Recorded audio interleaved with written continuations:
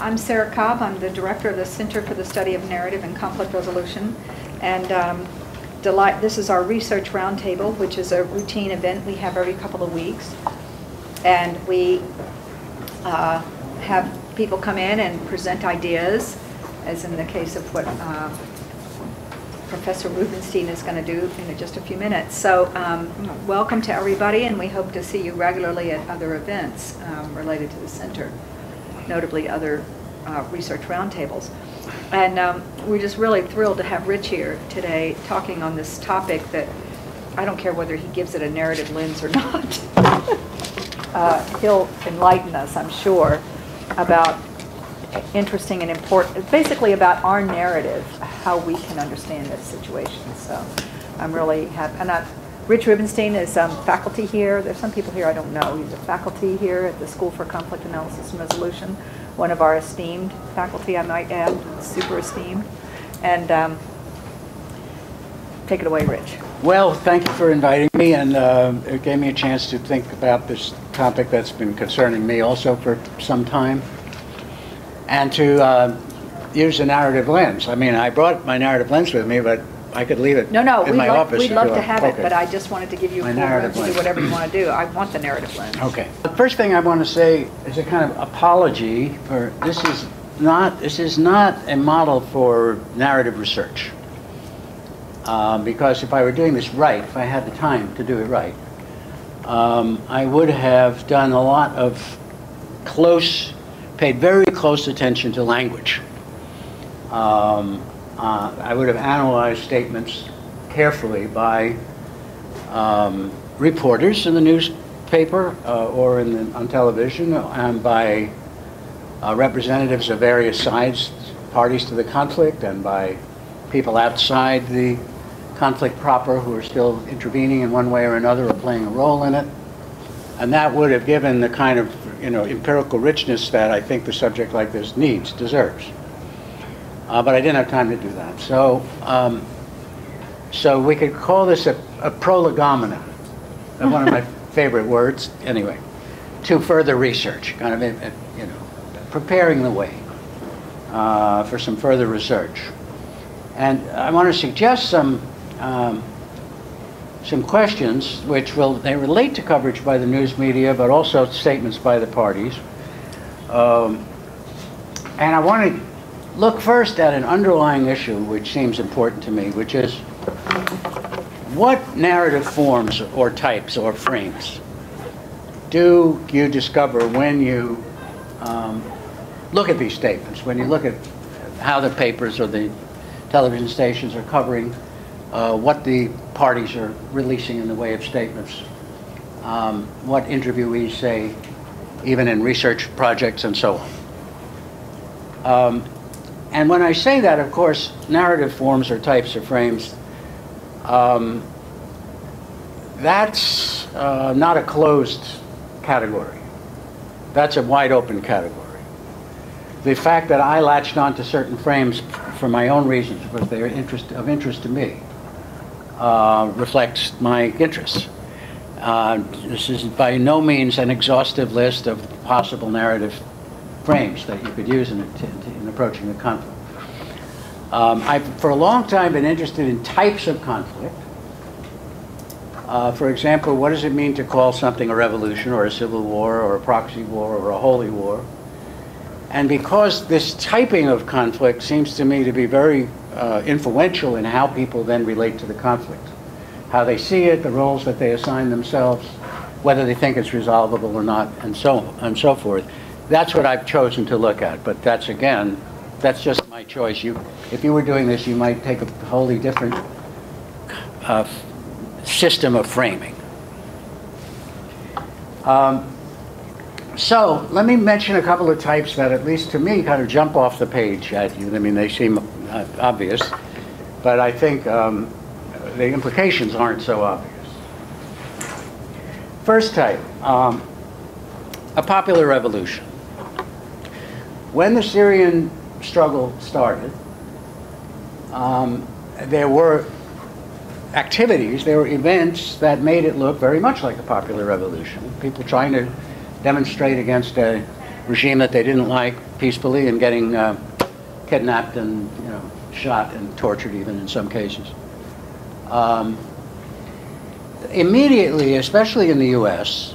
And also in France, the statements by the opposition that said, yes, this is a popular revolution, it's against a small dictatorship and its immediate supporters. It's basically the masses against the elite.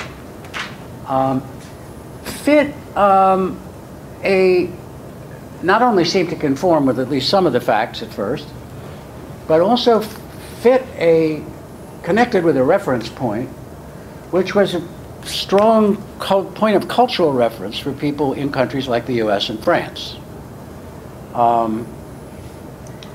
When people type a conflict, you can do this in at least two ways, and probably many more, but the two that strike me as important are, you can focus on a pattern storyline. You can say that there is a revolution story, just as there's a mystery story or a romance story. There's a revolution story, and in that story, a small, often brutal, ruling group commits crimes of various sorts against most people, and continues to do that even while nonviolent protests against the elite multiply. The Declaration of Independence of the United States, for example, talks about a long pattern of repeated offenses by the King of England. And it also makes the point that we tried to reason with him, we tried to do this, we tried to do that, he wouldn't listen. So finally we had to resort to violence. All right, that's one. That's not the only revolution story, but that's one revolution story. There also, in addition to a pattern storyline, an image or a collage of images. That is, we don't just tell ourselves stories about things like revolution, we also kind of visualize them in a sort of almost photographic way. In a way, I think that maybe even that in terms of how we think and what influences our thinking, that might be more potent than the story. Because if I say revolution, especially if I'm in the United States or France, I will think of, Les Miserables. I'll think of the masses on the barricades and the flags flying.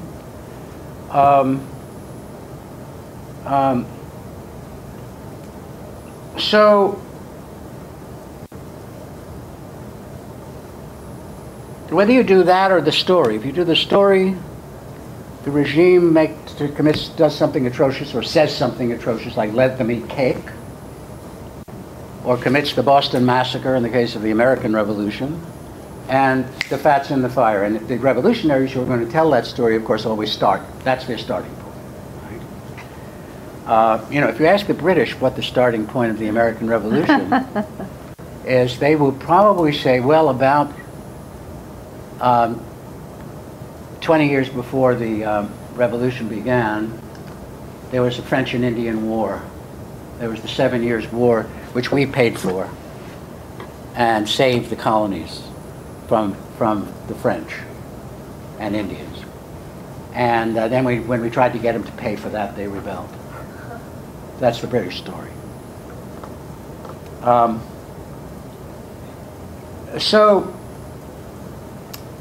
there are also reference points, which I've just implied, kind of immediate reference points, exogenous, if you like, reference points that have to do with current history in far-off places, like in the case of the Syrian rebellion, Tahrir Square and Tunisia, and the other events of the early Arab Spring, before that turned into, I don't know, autumn or whatever.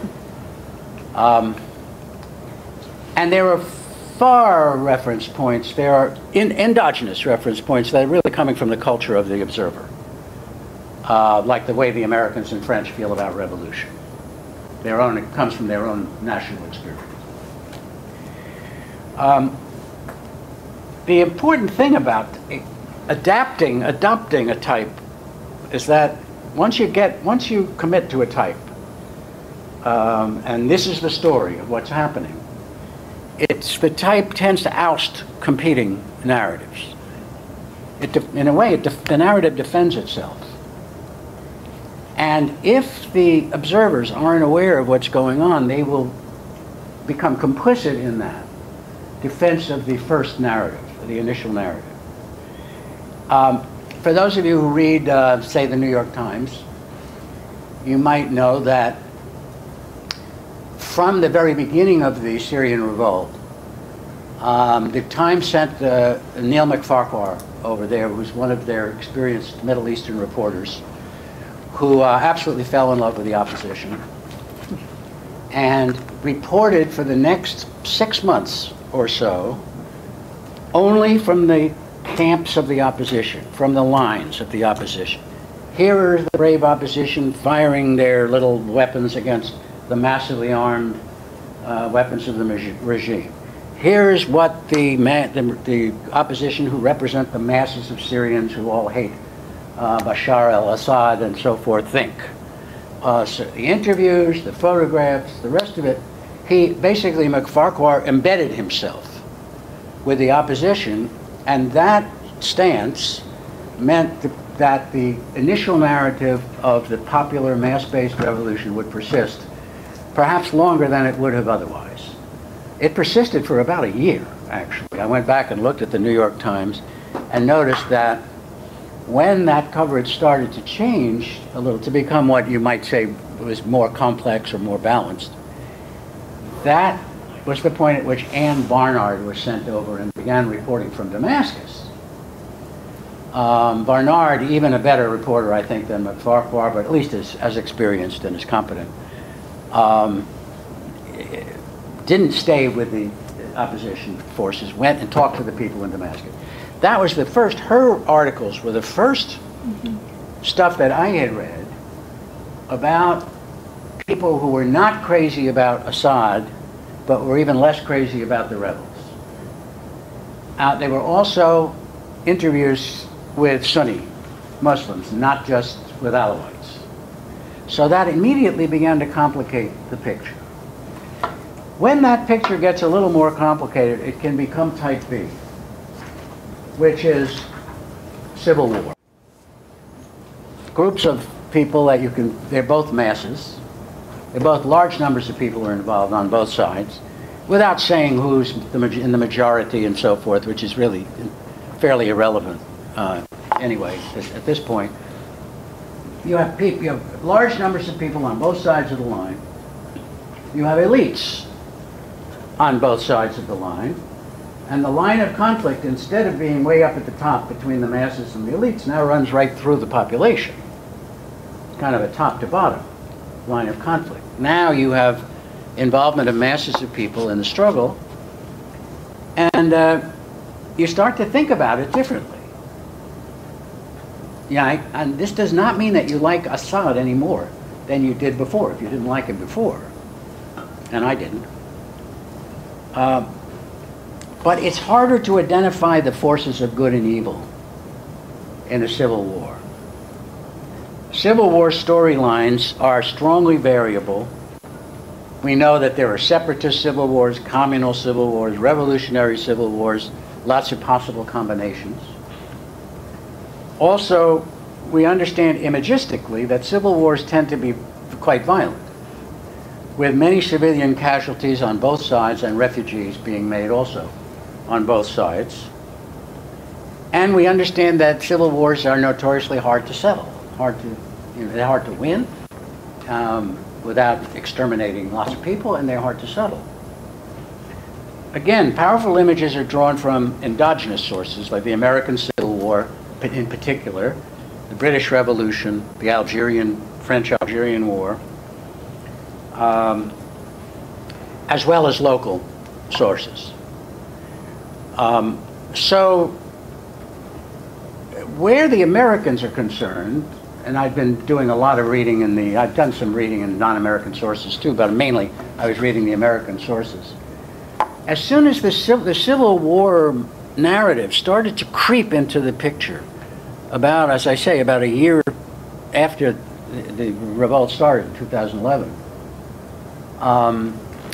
and as soon as that happened, you could see Americans thinking things like, some Americans at least, were thinking things like, well, what about Sherman and his march and his burning Atlanta and marching to the sea? I don't know how many of you know that American Civil War history, but there was a savage campaign directed against the population.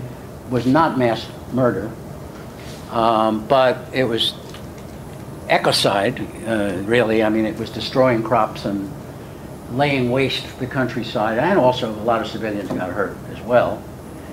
And a whole city, he burned a whole city, Atlanta. So you could almost see some Americans start to think, well, what if, the British were hovering on the outskirts of the American Civil War, threatening to intervene on the side of the South initially because of the southern British cotton trade, because their economic interests lay with the South. And if the subject matter hadn't been slavery, they probably would have intervened. Right. So at any rate, the Civil War, I could say more about that, but let me stop there. The Civil War is now, I notice, when people talk about the Syrian situation, they now talk generally in Civil War terms, which means that they recognize that there are a lot of people, for one reason or another, who are siding with the regime or who have been neutralized. They are either doing nothing and waiting to see who wins, or, especially as the regime seems to be winning, they side more and more with the regime, or they were siding with the regime to begin with because the situation in Syria was complicated. It was more complicated. There were more groups involved than the initial narrative suggested. A friend of mine, William R. Polk, once said, we look at, and we over here look at other people's societies through a telescope, and we look at our own society through a microscope. So this far off place is Syria, and who knows what's going on over there. And then after a while, people start to say things like, well, the Alawites, which are a minority group, they only represent about 12% of the Syrian population, and they're basically in power. They're being protected by Assad, and they're Shia Muslims, and most Syrians are Sunni Muslims, which made it sound like, a massive majority of Sunnis trying to get rid of this Alawite minority.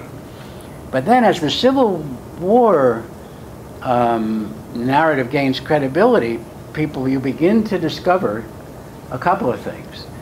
One is that the opposition is not united.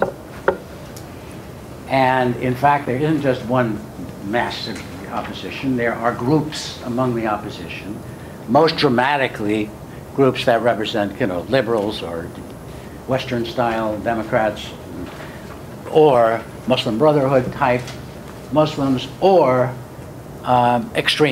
Muslim extremists, the Al-Nusra Front type Muslims. But the same thing is true on the regime side. That is to say, you have Sunnis supporting the regime because business was pretty good. There was a devastating agricultural disaster, which has hardly been written about at all, which Pepe Escobar and other writers have been talking about later and documenting. So bad that the UN Development Fund called it a humanitarian catastrophe, which dried up because of a drought. People came in from the countryside into cities, then there were no jobs for them in the cities. Some people thought the regime handled that crisis pretty well, that it provided for people in the cities. Or for one reason or another, they were dependent upon the regime.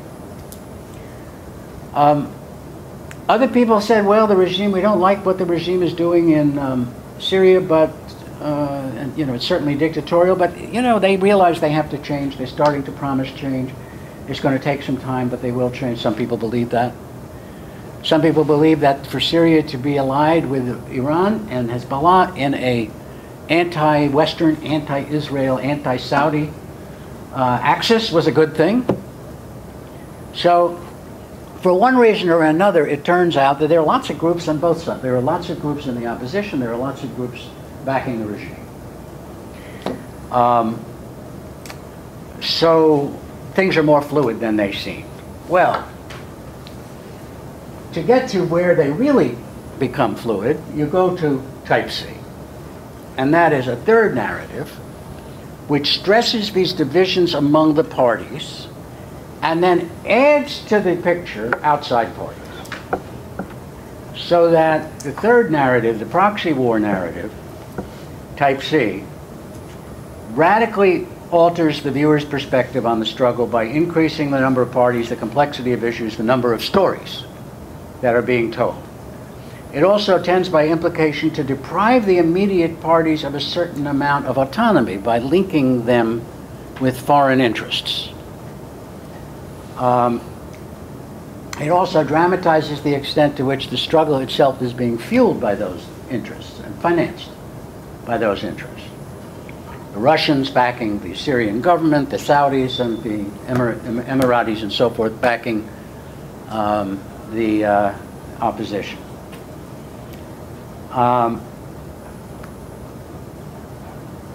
One notices, though, even here, although this now has become much more complicated, many lines of conflict, two kinds of proxy fighters, near and far, right? I mean, on the regime side, you have the Russians supporting, but you also have the Iranians and Hezbollah. And Hezbollah now has played an active military role in the conflict in the area around the border, the Lebanese-Syrian border.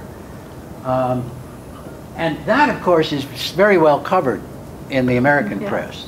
What's still kind of invisible in the American press, despite the fact that the proxy narrative has gained some ground, is the existence of the near proxies, the role of the Saudis in particular.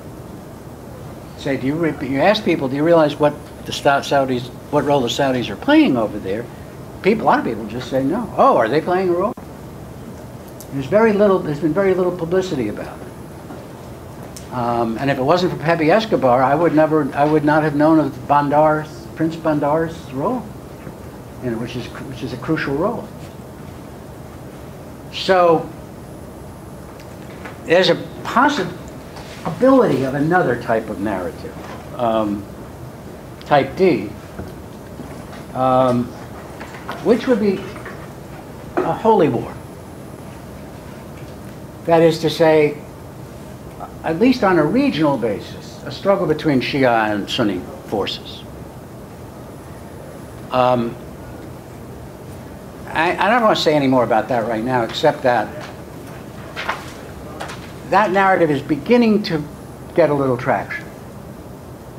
People are beginning to, are starting to look at this in those terms, and to then ask themselves, is basically what we have here, is kind of moving from the proxy model, or maybe it's another dimension of the proxy model, because it's what we have here basically an Iranian-Saudi war fought by proxies, with the great powers sort of standing in the shadows and with their favorites, of course, but kind of scratching their heads and wondering where this is all going to lead.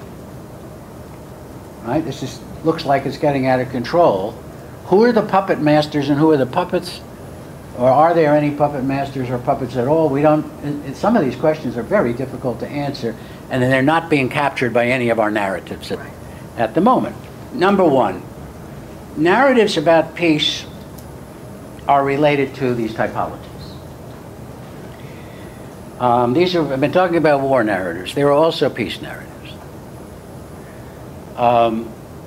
And let me give you an example of that, kind of a dramatic example of that. I just talk about narratives of military intervention in my book, In Reasons to Kill, and in which I emphasize that those narratives of intervention are often based on stories about our moral obligations, duty to protect, and also needs for and desire for self-defense. And those stories often involve powerful evil enemies who are not only jeopardizing global security, but our security, and doing bad things. The classic pro-intervention narratives are Munich, where if you negotiate, you get taken to the cleaners by Adolf Hitler, and Rwanda, where if you don't intervene, you allow genocide to occur. What's particularly interesting in the Syrian case is the development of a counter-narrative, or if you like, a peace narrative, based on more recent experience. I wouldn't say this is a positive peace narrative in Galton's terms, but a non-intervention narrative, let's call it that, based on more recent experience, especially in Iraq and Afghanistan, and also based on a risk-averse state of mind produced by domestic, economic, and political crises. There was a very strongly relevant counter-narrative, of course, based on Vietnam, but that suppressed, generally because its tendency to generate divisions, to open old wounds, as they say. So you have a peace narrative, and you have a war narrative, and you have a White House which actually seems to be trying to keep both narratives alive while leaning hard in the direction of the peace narrative, at least for the time being. This is Derek Sweetman is going to be very interested in this because he's writing his dissertation on narratives of war and peace in America and why the peace narratives almost never get anywhere. You know, why the war, why we almost always intervene when we're asked to intervene. At any rate, these narratives are related to typology, it seems to me. Type A excludes any possible settlement outcome really other than win or lose. I mean, you know, either the revolution succeeds or it fails. If you want to kind of take a longer term look and talk about what happens if the revolution does succeed, then things get more complicated again. But at least if we're just looking at that as a war narrative, there's not much room in it for settlement, for negotiation, or for conflict resolution.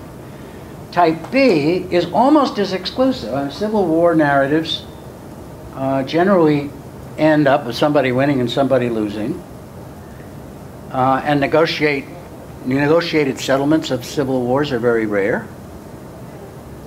So maybe theoretically, at least, it opens up the possibility of some kind of negotiated result, but historically it's hard to find examples. The type that raises the strongest possibility of a non-win-lose outcome is type C, which stresses a multiplicity of actors and proxies and kind of sets up a situation in which somebody like the Russians will say, let's have a peace conference. It's a much more complicated picture, and the more complicated narratives are, as Sarah has taught me, the more opportunities there are there for something other than getting everybody killed. The problem, I have to say, with the peace narrative of the peace conference kind is that the relevant historical reference point, I think, is Versailles.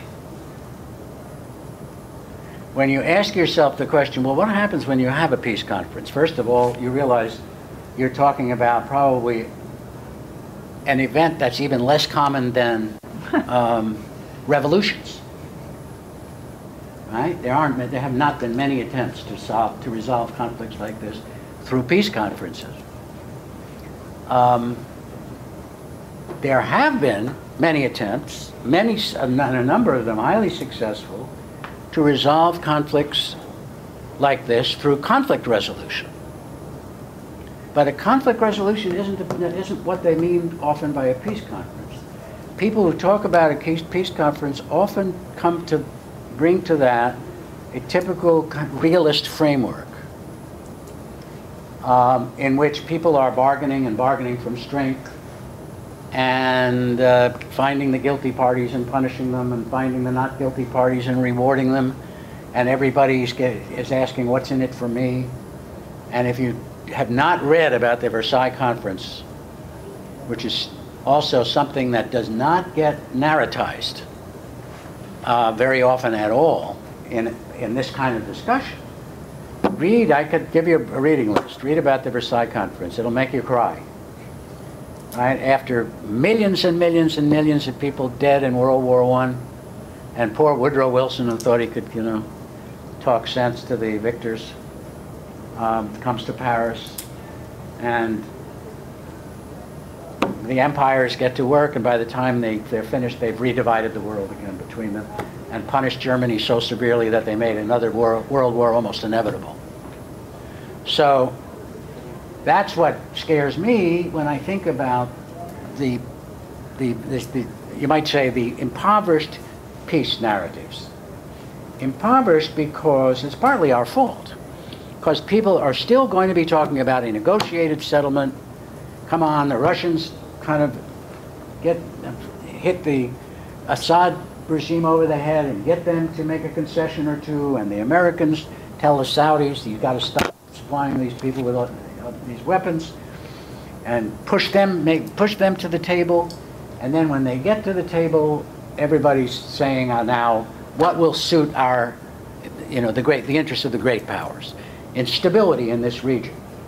One of the things, for example, that would probably not suit their interest very well would be to have a strong regional organization that could stand up to both of them.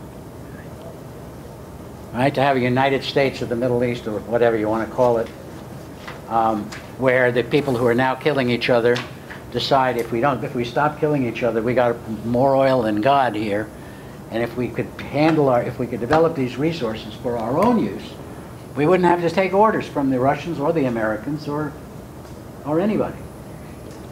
I don't think that's going to be on the agenda of the Geneva Peace Conference.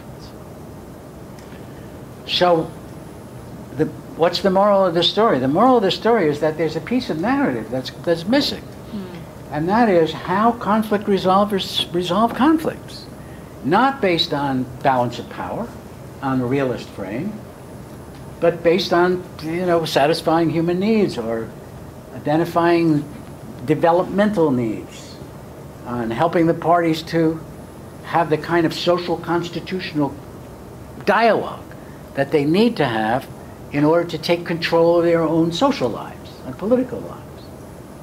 Elections are not going to do it, and peace conferences are not going to do it unless you have that kind of what I'm calling social constitutional dialogue, of the kind that they had, for example, in Northern Ireland.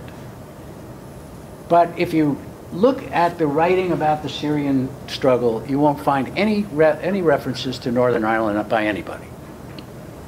That's because we haven't done our job here. I mean, we have not put what we do on the map sufficiently for people to say, well, maybe if they try conflict resolution, that might be interesting. Assad won't like it, right? Because, I mean, the question of whether he stays in power or not is absolutely a red herring, in my opinion. That question gets answered somewhere down the road.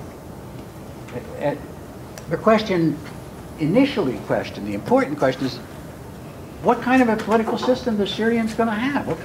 What do they want? What kind of a system will secure the interests of the Shia minority and the Sunni majority, both? What kind of system will ensure that oil revenues go to the people, not in the pockets of a few of the regime's cronies? What kind of system will ensure some kind of regional stability and put an end to this rapidly developing holy war between Shia and Sunni? I mean, questions like this. Where are the workers going to come out and the farmers going to come out in this settlement? Or is it just going to be the same old, you know, they'll get some kind of settlement and it'll be like Egypt again? Then all the workers will say, what did we get out of this? Let's go on strike. Unless, I mean, it is, I think, our mission to enable the parties to conflict to have that kind of discussion, to talk about social constitutional issues.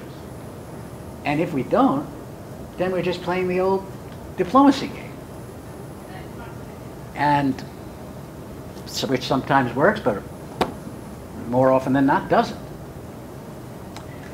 So that's okay. That's my little rant. I think that a narrative lens opens up a lot of really interesting questions to consider, both in terms of how people are relating to the conflict now and how they might relate to it, and what the alternatives are. The end.